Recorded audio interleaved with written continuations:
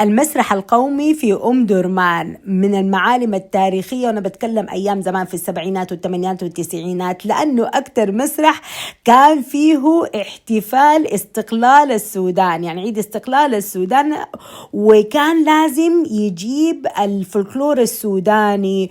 ومنو يبس الاحتفال ده؟ طبعا تلفزيون السودان. ما بس كان بس المسرح القومي، بالمناسبة كانت الاحتفالات في النادي القبطي، في مدرسة سيستر سكول الراهبات، السيسترات ديل يخطوا العلم ويحكوا لنا تاريخ السودان، يخلونا ننظف الشارع عشان بيكون في احتفالات، والرئيس ماري من مدرسة سيستر سكول. طبعا انتوا عارفين يعني هي محلها الاستراتيجي جنب قصر الجمهوري.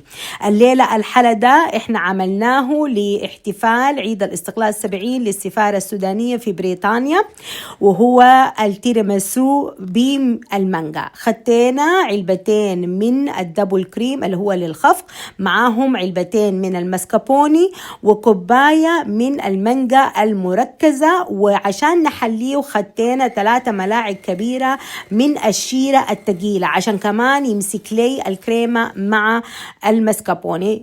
خفقناهم مع بعض ولحد ما يعني تضاعف الحجم ويتقلوا كده في القوام.